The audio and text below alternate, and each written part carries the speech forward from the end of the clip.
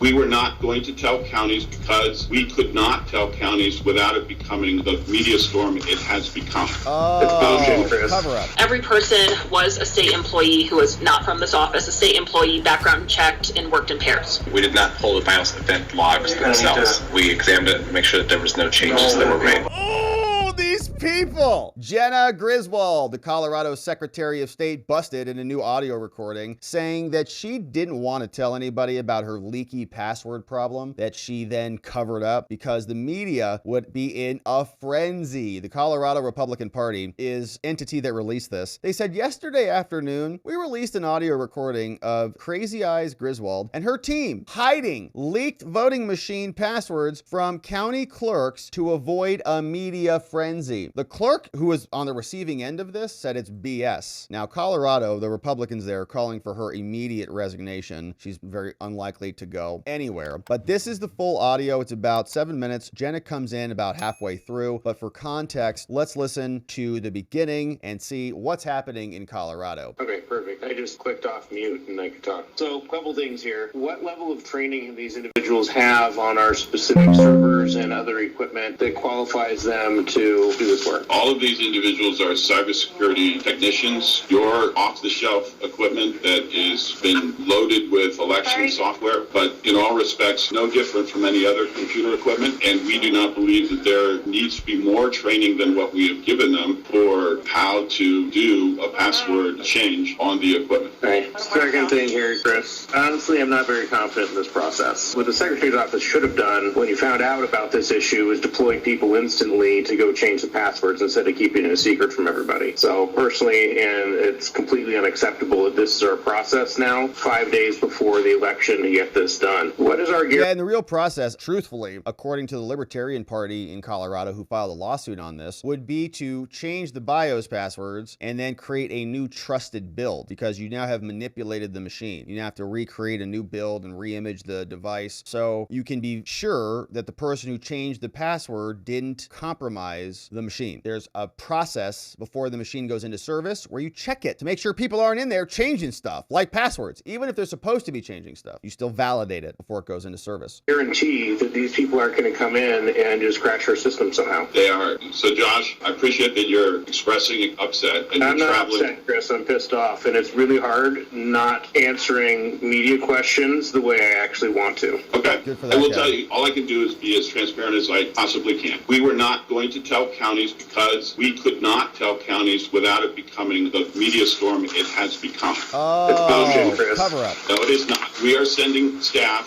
to change passwords. I don't actually think in Adams County we're sending outside staff. I think in Adams County we're sending somebody on our staff. In any event, there is no possibility that any of these password changes will, quote, crash the system because this is a BIOS level. This has nothing to do with any operating software. And Josh, to the extent that you even suggest that that would happen is irresponsible. Oh! All right, security IT brothers and sisters out there, what's your take on that one? BIOS is the root layer of the whole system, okay? If you have, my understanding is, and many of you have confirmed this, you have access to that. You have access to basically anything you want. And it's not irresponsible to point that out. It's actually not, because we're in the middle of an election, a presidential election right now, and we're having somebody come in and mess with our server. Yes. And we've seen crazier things happen than a small setting change make a huge difference in the overall outcome. Good for him. All right, thank you. I'm going to Irresponsible. move on. Let's see. All right, so there's more. Here's another recording.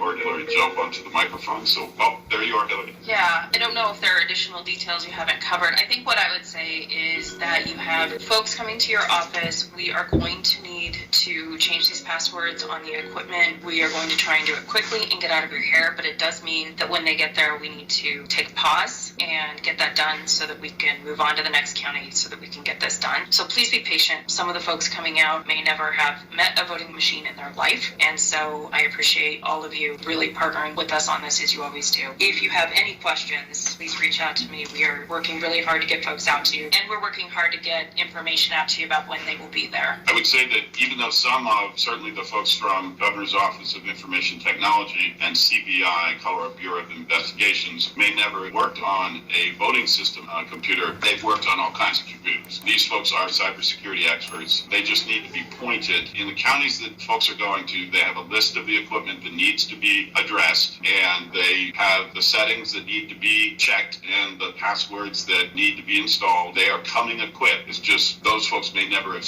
worked on an election system. Great. I think, Haley, you got your hand up first. Okay, Jenna, coming up. Hi, everybody. I want to tell you a little bit about yesterday and then go through the last several days. Yesterday was a successful operation. We completed all counties with your guys' help in the state. I think the last one was, I got an alert at 12:06, so I think it was done around midnight. And every county impacted had their passwords replaced, and we verified no settings were changed as a result of password disclosure. You know, I talked to the governor, I think today is Thursday, today's Friday. I talked to him Wednesday night. They offered support. We had 22 people helping from state of Colorado government, from OIT and CBI, that went out with pairs. They offered aerial and ground support, flying people all across the state, getting people to the counties. It was an operation. They were flying out of helicopters, man, to update Jenna's leaky passwords. I thought this wasn't even a problem. One involved that was not an employee of my office, and of course there were 8 folks from my office that actually joined in on this also, that usually don't do this work. Every person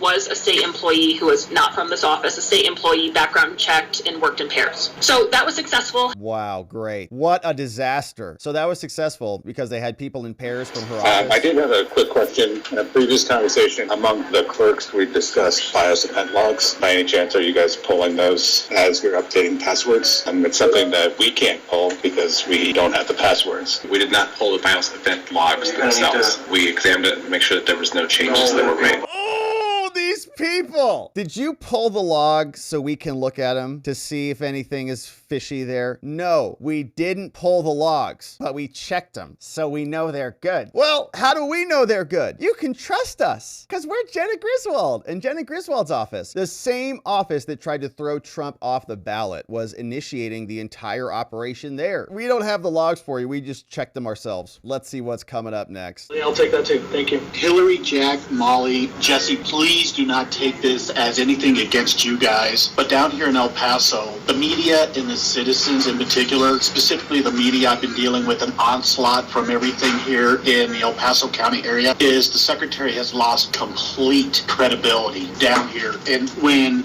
Jack is talking about putting out statements and things like that, is the media is no longer going out there. They want to hear directly from their elected officials here. But just wanted to share, at least KKTV, KRDO, Fox 21, all these guys have no faith in the secretary at this point in time. But this has no, impact on you guys whatsoever. I know how hard you guys are working, but I just wanted to share is many of the media outlets here aren't even going to the secretary's website or looking at the media releases. Appreciate that heads up, Steve. I think They're right. Yeah, I got nothing in response to that except I understand and I appreciate all of you and your partnership in getting information out there from your office that hopefully your citizens are trusting. And I guess that's all I have there. Let's see. Yeah, what can you say? They're absolutely right. Why would she be a credible person? She's wrecked her credibility multiple times. And she already did it. Okay, Jenna Griswold was the one who said, we had to stop Trump from being on the ballot because insurrection. Now the Colorado Republican Party is demanding she resign immediately. And the cover-up is even worse than the crime. She should resign. Jenna Griswold insurrected her own passwords. Tina Peters is in prison for that. Maybe Jenna Griswold should be investigated accordingly.